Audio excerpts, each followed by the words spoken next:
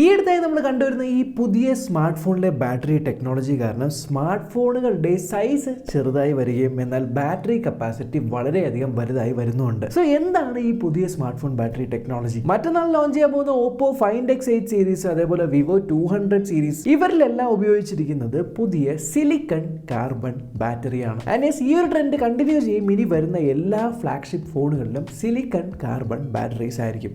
എന്തുകൊണ്ട്? Silicon carbon ബാറ്ററീസിന്റെ പ്രധാനപ്പെട്ട advantage, ഇതിന് മുൻപേ ഉണ്ടായിരുന്ന ലിത്തിയം ബാറ്ററിനെ കമ്പയർ ചെയ്യുമ്പോൾ അതിനേക്കാളും കുറവ് സൈസിൽ അതിനേക്കാൾ കൂടുതൽ ബാറ്ററി കപ്പാസിറ്റി കൊണ്ടുവരാൻ പറ്റും.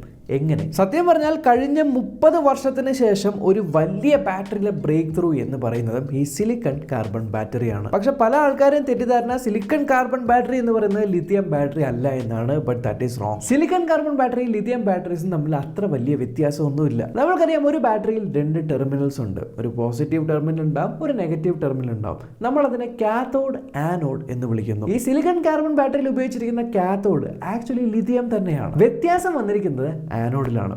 നോർമൽ ലിഥിയം അയോൺ ബാറ്ററീസിൽ ആനോഡിൽ ഗ്രാഫൈറ്റ് ആണ് യൂസ് ചെയ്യാറ്. എന്നാൽ സിലിക്കൺ കാർബൺ ബാറ്ററിയിൽ ആനോഡിൽ നിങ്ങൾക്ക് സിലിക്കൺ കാർബൺ കോമ്പോസിറ്റ് ആണ് ഉപയോഗിക്കുന്നത്. ആൻഡ് ഇത് കാരണം ഇത്തരത്തിലുള്ള ബാറ്ററീസിന്റെ എനർജി സ്റ്റോറിംഗ് കപ്പാസിറ്റി കൂടുതലാണ്. അതായത് ഗ്രാഫൈറ്റ് ഉപയോഗിക്കുമ്പോൾ നിങ്ങൾക്ക് 372 മില്ലി ആംപിയർ അവർ പെർ ഗ്രാം ആണ് സ്റ്റോർ ചെയ്യാൻ പറ്റുന്ന എനർജി കപ്പാസിറ്റി. സിലിക്കൺ കോമ്പോസിറ്റ് ഉപയോഗിക്കുമ്പോൾ നിങ്ങൾക്ക് 470 മില്ലി ആംപിയർ അവർ പെർ ഗ്രാം സ്റ്റോർ ചെയ്യാനായിട്ട് പറ്റും. വിച്ച് മീൻസ് 1 ഗ്രാമിൽ സ്റ്റോർ ചെയ്യാൻ പറ്റുന്ന എനർജി കപ്പാസിറ്റി അത്രത്തോളം കൂടുതലാണ്. സോ ഒരേ സൈസിലുള്ള ലിഥിയം അയോൺ ബാറ്ററിയും സിലിക്കൺ കാർബൺ ബാറ്ററിയും എടുത്താൽ സിലിക്കൺ കാർബൺ ബാറ്ററി ലിഥിയം അയോണിനേക്കാൾ എത്രയോ കൂടുതൽ എനർജി കപ്പാസിറ്റി സ്റ്റോർ ചെയ്യാൻ പറ്റും. ഇത്രയും വലിയ ടെക്നോളജി റെവല്യൂഷൻ വന്നുകൊണ്ട് ഇനി തൊട്ട് ലിഥിയം അയോൺ ബാറ്ററിയേ ഉണ്ടാവില്ല എന്ന് നിങ്ങൾ വിചാരിക്കേണ്ട. കാരണം സിലിക്കൺ കാർബൺ ബാറ്ററീസിന് ഒരു മേജർ പ്രോബ്ലം ഉണ്ട്. സിലിക്കൺ കാർബൺ ബാറ്ററീസ് ചാർജ് ചെയ്യുന്ന സമയത്ത് വീർക്കും. അതായത് ഡിസ്ചാർജ് ചെയ്യുന്ന സമയത്ത് സിലിക്കൺ കാർബൺ ബാറ്ററി ചുരുങ്ങുകയും ചാർജ് ചെയ്യുന്ന സമയത്ത് സിലിക്കൺ കാർബൺ ബാറ്ററി വലുതാവുകയും അല്ലെങ്കിൽ സ്വെല്ല് ചെയ്യുകയും ചെയ്യും.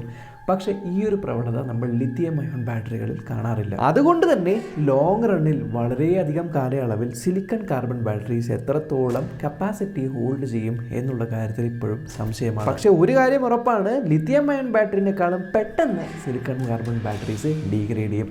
സോ തുടക്കത്തിൽ നിങ്ങൾക്ക് നല്ലൊരു ബാറ്ററി കപ്പാസിറ്റി ചെറിയൊരു സൈസിൽ കൊണ്ടുവരാനായിട്ട് പറ്റുമെങ്കിലും ഓവർ ടൈം കുറേ വർഷങ്ങളോളം നമ്മൾ നോക്കുന്ന സമയത്ത് ഇത് കാലക്രമേണ ലിഥിയം അയോൺ ബാറ്ററിനേക്കാളും പെട്ടെന്ന് ഡീഗ്രേഡ് ചെയ്തു തുടങ്ങും. Oppo find X Pro, Vivo X200 Pro, Realme GT7 Pro, OnePlus 30 ഇവരിലൊക്കെ സിലിക്കൺ കാർബൺ ബാറ്ററീസ് ആണ് വരുന്നത്. ആൻഡ് ഗംഭീരമായിട്ട് അതിന് അഡ്വർടൈസ് ചെയ്യുന്നുണ്ട്. എന്നാൽ ഇവിടെ ആസ് എ കൺസ്യൂമർ നമ്മൾ മനസ്സിലാക്കേണ്ട ഒരു കാര്യം എന്താണെന്ന് വെച്ചാൽ, സ്മാർട്ട് ഫോൺ കമ്പനികൾ ഒരു ടെക്നോളജി കൊണ്ടുവരുന്ന സമയത്ത് നിങ്ങൾക്ക് കുറഞ്ഞ പൈസയ്ക്ക് കുറഞ്ഞ സൈസിൽ കൂടുതൽ ബാറ്ററി കപ്പാസിറ്റി കിട്ടുന്നുണ്ടെങ്കിലും ലോങ് റണ്ണിലേക്ക് നിങ്ങൾക്ക് ആ ഒരു സ്മാർട്ട് ഫോണിൽ അതേ ഒരു ബാറ്ററി കപ്പാസിറ്റി നിലനിന്ന് പോകുമോ എന്നുള്ള കാര്യം നമ്മൾക്ക് എപ്പോഴും സംശയമാണ്. കാരണം ഇപ്പോൾ ഇറങ്ങിയിട്ട് മാത്രമേ ഉള്ളൂ, നമ്മൾക്കതിനെപ്പറ്റി അറിയില്ല. മറുഭാഗത്ത് സ്മാർട്ട് ഫോൺ കമ്പനികൾക്ക് ലാഭം ഉണ്ടാക്കണമെങ്കിൽ നമ്മൾ വർഷാവർഷം ഫോണുകൾ മാറ്റിയേ പറ്റൂ.